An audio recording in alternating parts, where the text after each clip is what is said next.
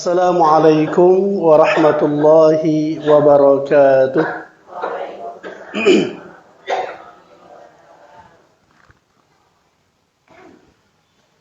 Alhamdulillahilladzi hadana lihada waj'alana min ashabil huda.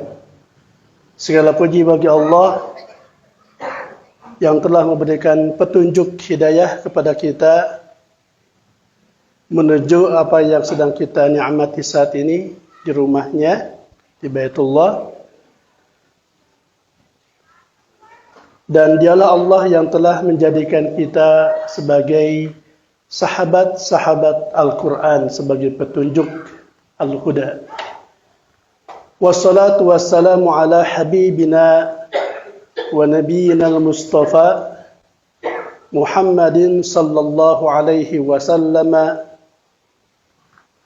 Salawat serta salam semoga senantiasa tercurah limpahkan kepada Nabi termulia kekasih Allah Rasulullah sallallahu alaihi wasallam, Nabi pilihan Allah al-Mustafa wal Mujtaba, wa ala alihi wa ashabihi ahli sidqi wal wafa.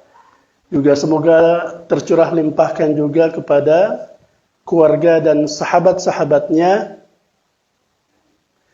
yang mereka senantiasa jujur dan juga berupaya meningkatkan ketakwaan kepada Allah Subhanahu wa taala. Asyhadu an la ilaha illallah wahdahu la syarika lah wa asyhadu anna Muhammadan abduhu wa rasuluh la nabiyya wa la rasula ba'dah, amma ba'du. Faqala Allah ta'ala fil Qur'anil Karim wa huwa asdaqul qailin. A'udzu billahi as-sami'il 'alim minasy syaithanir rajim. Wa adhanun minallahi wa rasulihi ila an-nasi yawmal hajjil akbar anna Allaha bari'un minal musyrikin wa rasuluh.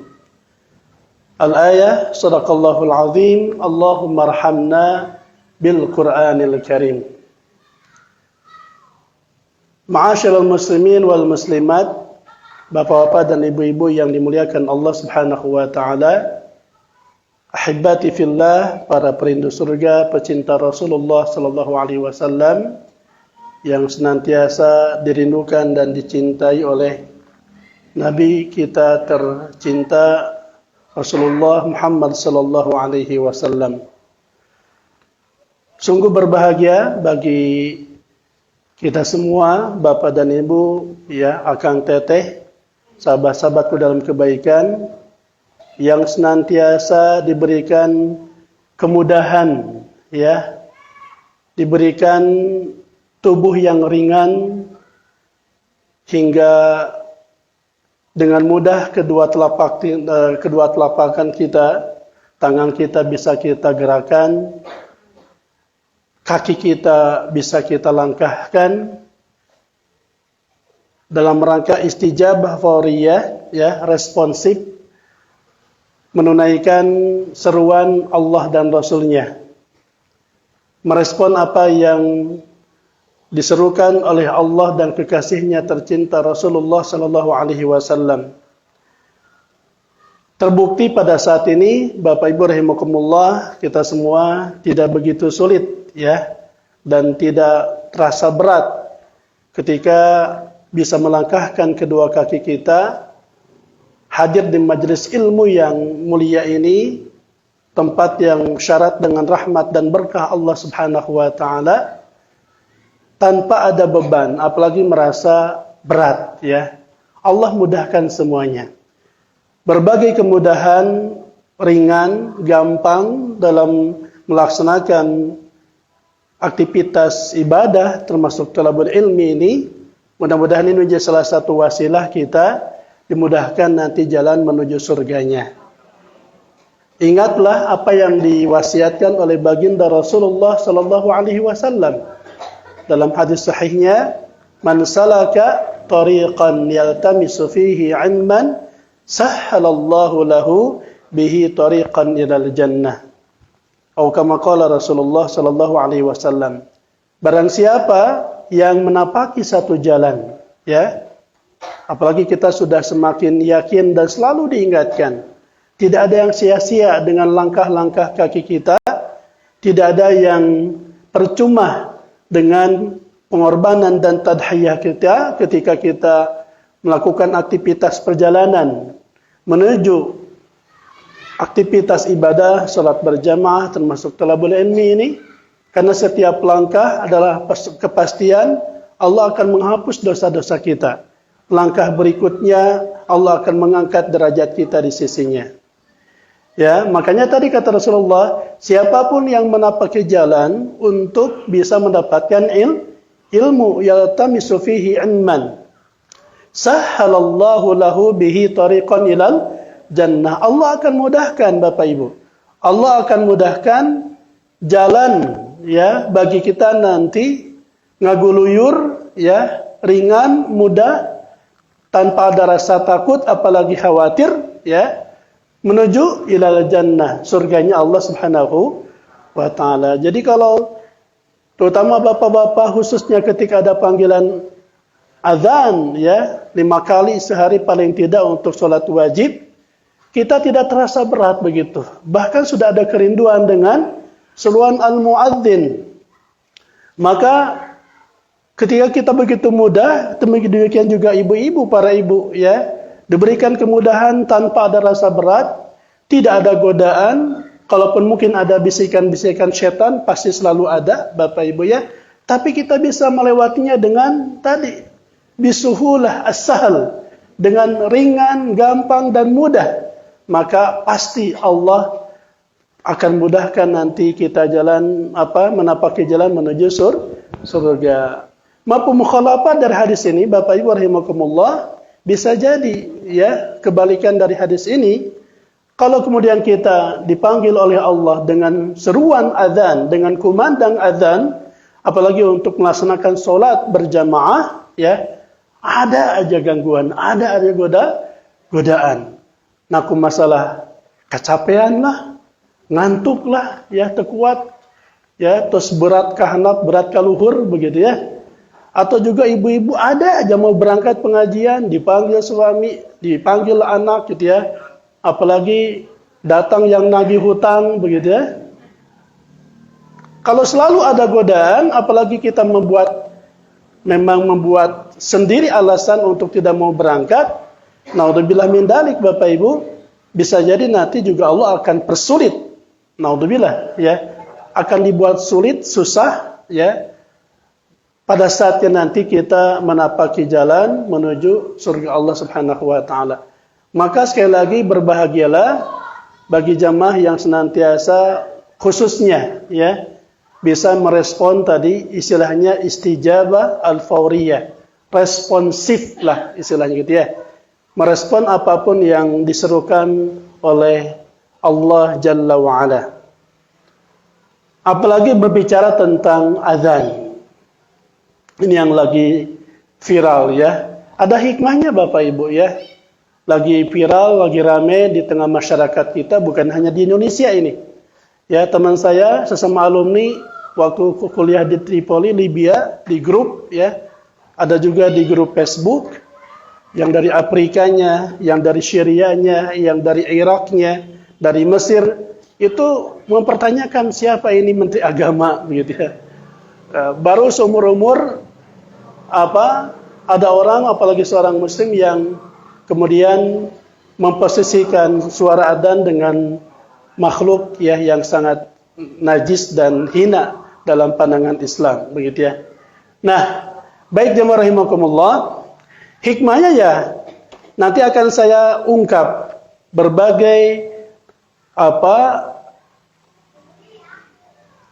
pesan-pesan Allah Subhanahu wa taala, termasuk juga wasiat-wasiat Rasulullah yang terkait dengan adzan, apa itu adzan ya, termasuk juga keutamaan adzan itu apa saja, hikmah dan ibrah di balik adzan itu apa, bahkan juga fadilat dan keutamaan suara muadzin. Ini yang kalau tidak dibahas bisa jadi kita tidak pernah menyengajakan untuk menggali dan mempelajarinya. Nah, dengan tema kali ini tentang adzan panggilan Allah dan Rasulnya, ini terinspirasi dari firman Allah Subhanahu wa taala di surat At-Taubah ayat 3, ya, yang tadi sebagiannya sudah Bapak Ibu baca.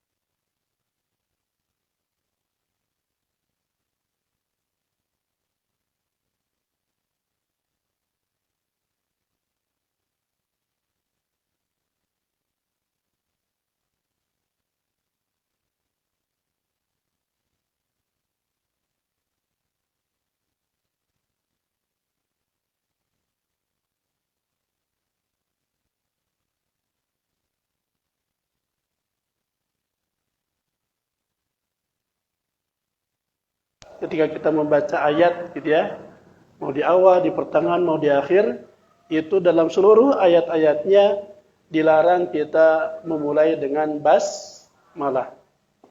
Nah, di awal pembahasan di banyak kitab tafsir, terutama yang pernah baca misalkan kitab Shaffatut Tafasir, ya, atau juga kitab misalkan Al-Jami' li Ahkamil Quran Imam Al-Qurtubi, luas banget, ya. Termasuk juga kitab Fathul Qadir Imam Asy-Syaukani. Di awal itu pasti ngebahas tentang diantaranya hukmu qiraatil basmalah, gitu ya. Hukum membaca basmalah. Di antaranya ada yang diwajibkan, ada yang dianjurkan atau disunnahkan, bahkan ada yang dilarang, bahkan diharamkan. Ya. Statusnya bahkan haram. Kapan? Ketika Bapak Ibu membaca misalkan ketika akan menyembelih hewan kurban, mau ayam, mau kambing, mau sapi.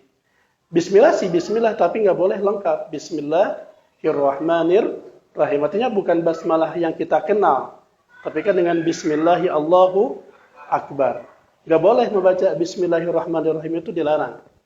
Apalagi termasuk ketika kita membaca surat At-Taubah. Ini sepakat ulama madhab manapun Bapak Ibu, tidak ada yang berselisih. Ya. Sebabnya apa? Nantilah ada pembahasan khusus, ya. Salah satu karakter surat ini adalah karena banyak ayat-ayat tentang perang, tentang qital, gitu ya. Sehingga ini tidak relevan diidentikan dengan Allah yang Maha Pengasih dan Maha Penyayang. Itu diantara alasan menurut para ulama. Baik, jadi kalau Bapak Ibu, kadang kita suka refleks Bu ya, membaca isti'adah, a'udzubillah, lalu disambung dengan basmalah. Khusus surat At-Taubah ini tidak boleh diawali dengan basmalah. Baik, tadi Allah berfirman dalam ayat ini, wa adzanun minallahi wa rasulih. Dan ini disebutnya dengan membuang ismul isyarah, ya. Adzan sebagai musyar ilaih. Wa adzanun, dan inilah suatu permakluman. Salah satu di antara makna adzan adalah permakluman atau pemberitahuan, ya. Termasuk pengumuman juga bisa. Di antara makna adzan adalah al-i'lan. Ini merupakan permakluman dari Allah dan Rasul-Nya kepada siapa? Ilan nas, kepada seluruh umat manusia. Yaumal hajjil akbar, pada hari haji akbar. Dalam tafsirnya nanti kita lihatin, maksudnya adalah pada hari raya Idul Adha. Kaitannya dengan nanti sababun nuzul ayat ini, ya.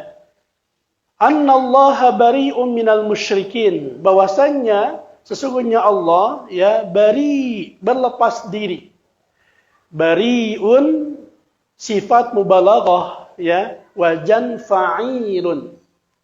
Kata dasarnya bara'ah. Nah, di awal surat apa tadi, Bu? Bara'atun minallahi wa rasulihi ilal ladina ahadu minal musyrikin, ya. Bara'ah makanya disebut dengan, ya, nama lain dari at-taubah adalah bara'ah. Kata dasarnya, isim masdarnya adalah bara'ah, ya. Bahasa sepuh bara'ah Bapak Ibu, lulubaran, berlepas diri, ya. Sebagaimana Allah menyatakan, Allah berlepas diri dari orang-orang musyrikin. Wa rasuluh pun demikian rasulnya ini ataf. Memang kalau dalam terjemah enaknya begitu. Sesungguhnya Allah dan rasulnya berlepas diri, begitu ya, dari orang-orang musyrik. Berlepas diri dari apa yang sudah menjadi perjanjian dengan orang-orang musyrik. Sebagaimana di ayat pertama ada ahadtum, ada perjanjian yang sudah dibuat dengan mereka, namun mereka kemudian mengkhianati, mengingkari perjanjian itu. Fa in tubtum fa huwa khairul lakum.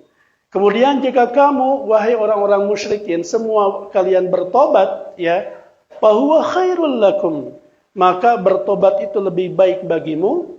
Wa in tawallaitum, dan jika kalian semua berpaling, fa'lamu, maka ketahuilah, annakum ghairu mu'jizillah, ya, mu'jiz, ya, mud'aif, bahwa kalian tidak bisa melemahkan Allah, apalagi menganggap Allah lemah, bahwa kalian tidak bisa, ya, melawan kekuasaan Allah. Wa basyiril ladzina kafaru bi'adzabin alim, dan beritakanlah kepada orang-orang kafir bahwa mereka akan mendapatkan siksa yang pedih. Jamaah rahimakumullah, di awal ayat ini sangat jelas dan tegas Allah menyebut, ya, satu lafaz yang sangat akrab dalam pemahaman kita, yang sangat familiar dalam apa yang senantiasa kita lafadzkan, bahkan kita dengar setiap hari. Ada kalimat azan, ya. Bapak Ibu jangan dengan terpancing atau terkecoh, lalu kemudian menyatakan bahwa ayat ini berbicara tentang adzan sebagai alat untuk atau media untuk memberitahukan waktu sholat atau jadwal sholat. Ini adzan dalam pengertian umum, karena adzan yang juga kita dengarkan setiap hari paling tidak 5 kali sejak subuh, zuhur, asar, maghrib, isya, dan subuh, ya, itu pun tidak salah, manalah maknanya adalah adzan ini, karena sifatnya adalah pemberitahuan. Karena mana adzan secara bahasa, Bapak Ibu nanti bisa dilihat di depan, ya. Adzan secara bahasa adalah tadi pemberitahuan, ya, pengumuman, i'lan. Nanti kita lihat ayat yang lain yang di dalamnya ada kata-kata adzan. Jadi ayat ini kayaknya salah paham Bapak Ibu maksudnya begitu, ya. Mumpung jangan mentang-mentang lagi rame tentang adzan, ya. Ayat ini sebenarnya bukan berbicara secara spesifik tentang adzan untuk memanggil sholat. Ini dalam makna umum, ya. Nanti kita jelaskan. Sebagaimana ungkapan Syekh Dr. Muhammad Sulaiman Al-Ashqar, ya. Ini salah satu tafsir kontemporer, ya, hari ini yang ditulis oleh seorang guru besar di bidang tafsir di Universitas Islam Madinah. Beliau menyatakan bahwa maksud adzan dan inilah suatu permakluman, yakni pemberitahuan secara umum. Saur sepuh manaon Bapak Ibu di sini berarti bewara, gitu ya. Terus Bu, wa adzanun ay hada adzan, ya. Dalam tafsir Ibnu Katsir saya temukan ada, jadi kata adzan ini merupakan musyar ilaih. Istilah nahwu, Bu, ya. Pernah belajar ismul isyarah, kata petunjuk. Hada, hadihi, gitu ya. Dalika, tilka, misalkan.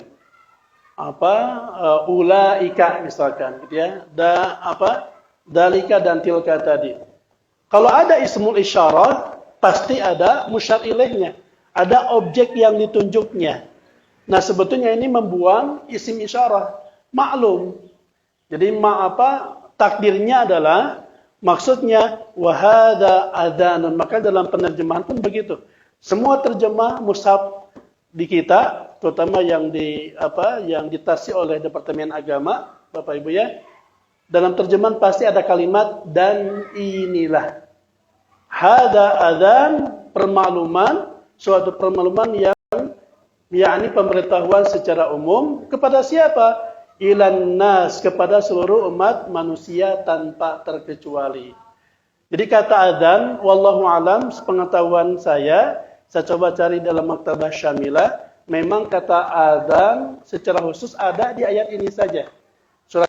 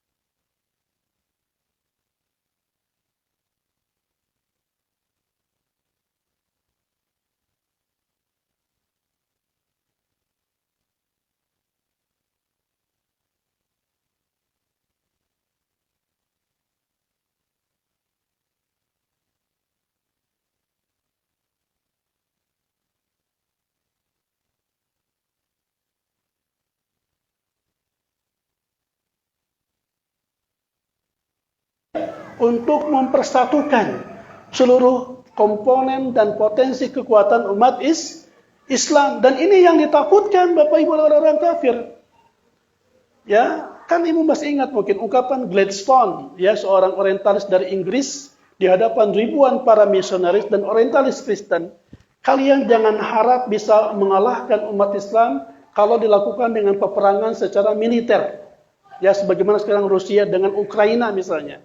Umat Islam tidak ada sejarahnya kalah dalam peperangan apapun, Bapak Ibu. Ya. Kecuali katanya selama mereka, kata William Gladstone ya, selama mereka masih membaca kitab ini yaitu Al-Quran, dan selama mereka masih mengunjungi masjid. Ini jelas ditakutkan oleh orang-orang kafir. Kalau umat Islam, para remaja khususnya para pemuda, ya, itu berbondong-bondong datang ke masjid. Wasilahnya apa? Karena dengan panggilan adzan. Harapan mereka umat Islam tidak bersatu.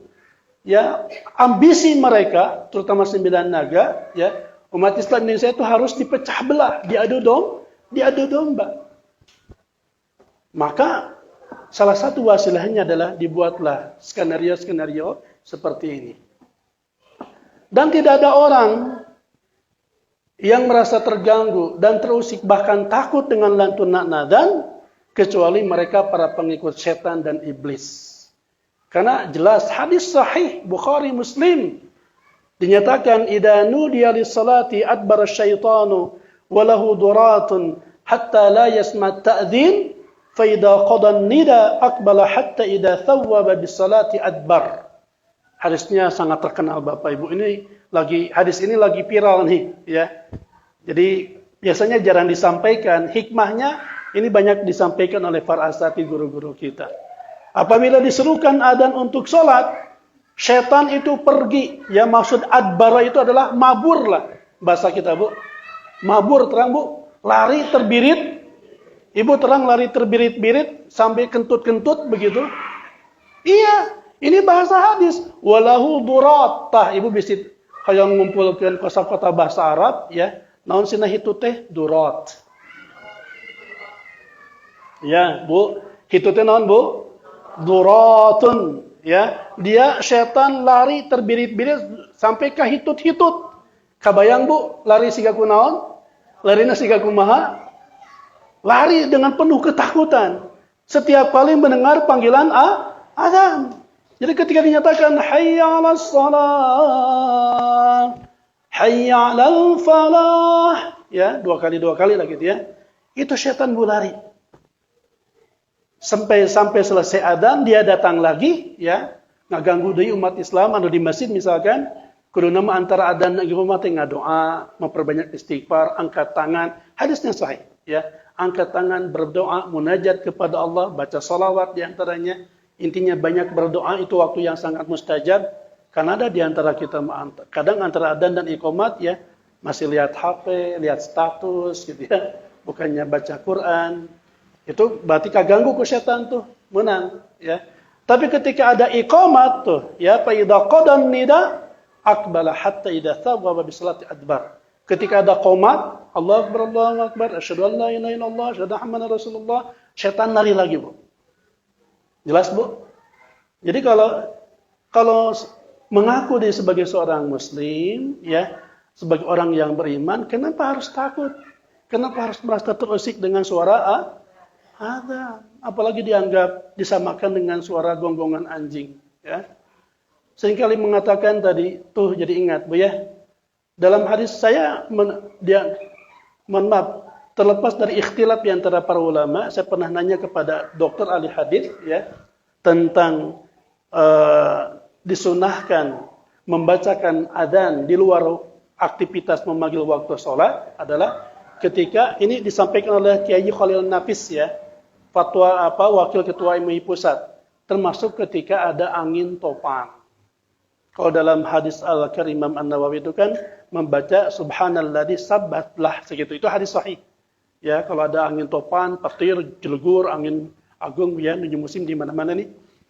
Ibu baca subhanalladzi sabbahat lahu. Saya baru dengar kemarin dari Kiai Haji Khalil Nafis. belum menyampaikan hadisnya Bu di TV One.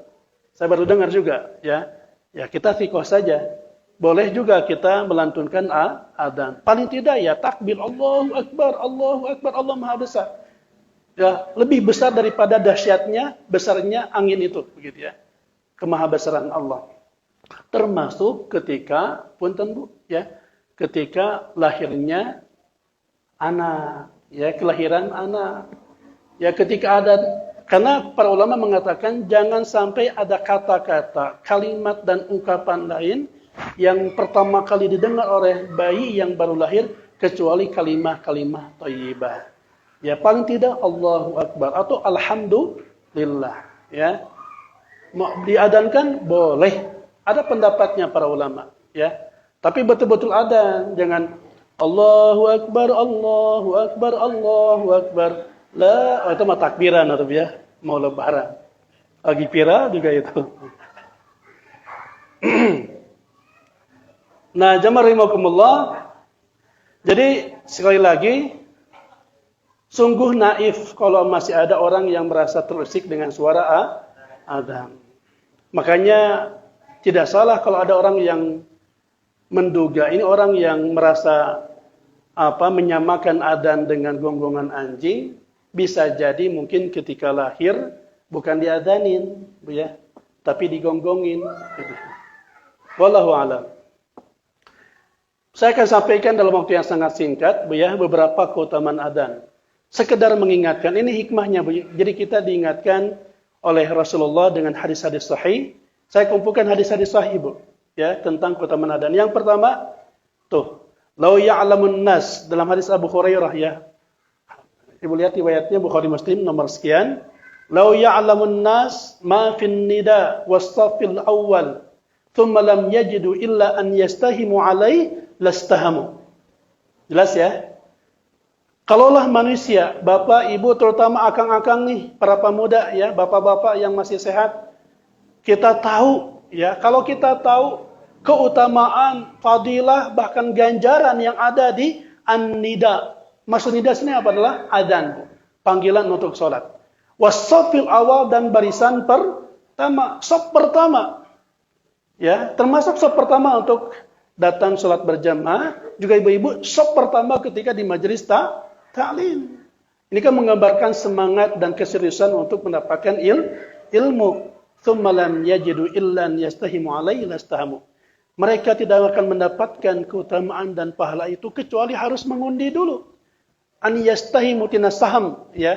Kecuali harus mengundi dulu, maka mereka pasti akan mengundinya. Kenapa harus mengundi, Bu? Ibu Bapak harus paham logikanya bahwa siapapun orang, siapapun di antara kita berhak mendapatkan kesempatan ini. Ya, semuanya punya hak, punya jatah. Tapi karena kuotanya terbatas, sebagaimana Rasulullah ketika akan safar ke luar kota, beliau selalu melakukan qur'ah, ya, atau tadi istiham, pengundian di antara istrinya, begitu ya. Diundi boleh, ya, asal tidak ada unsur judi tentunya, begitu ya. Maka karena terbatas kuotanya dan semuanya berhak, mereka pasti akan melakukan pengundian itu. Dalam hadis yang lain, Bu, suara muadzin, masya Allah, ya, berbahagia bagi ibu yang punya suami sering adzan, ya, apalagi mengingatkan waktu adzan. Itu nanti ada hadis terkait dengan keutamaan orang yang adzan di waktu fajar. Nanti hadisnya lebih khusus, Bu ya. Berbahagialah. Kenapa? Karena orang yang senantiasa adzan mengingatkan orang waktu sholat akan memiliki leher panjang nanti di hari kiamat. Walau alam, Bu ya. Ibu jangan digambarkan kayak jerapah gitu ya. Nanti memaknanya jangan kayak gitu deh. Punten Bu ayah nu ngajelaskeun engke di Allah mahsyar, sana di alam mahsyarnya nguping ti kiai ada, Bu. Nalika semuanya akan tenggelam dengan keringat gitu ya. Ada orang yang keringatnya sudah sampai lutut, sampai perut, sampai dada, setiap sampai leher naik nah kepala nanti ya. Lehernya memanjang. Jadi tidak tenggelam dengan keringatnya. Ketika akan naik lagi kepalanya gitu. Jangan digambarkan kayak jerapah, Bu ya. Maksud atwalun nasi a'naqan yaumal qiyamah, saya memahaminya adalah bahwa dia akan terselamatkan dari huru-hara nanti di hari kiamat. Ya, yang diakibatkan mengakibatkan kebinasaan terhadap fisiknya atau jasadnya, ya. Kemudian dalam hadis yang lain, Masya Allah banyak hadisnya Bu ya. Afwan ini tidak akan saya sampaikan semua. Waktu sudah 6 ya, 3 raus ya. Satu lagi aja Bu, ya. Ibnu Umar radhiyallahu anhu berkata, Rasulullah pernah bersabda, hadis riwayat Imam Ahmad dan Syekh Ahmad Syakir berkata bahwa ini hadis sahih. Yughfaru lil muadzin muntaha adanihi wa yastaghfiru lahu kullu rabbin wa yabisin sami'ahu. Diampuni bagi muadzin pada akhir adanya, dan setiap yang basah ataupun yang kering yang mendengar adanya akan memintakan ampun untuknya. Maksudnya apa?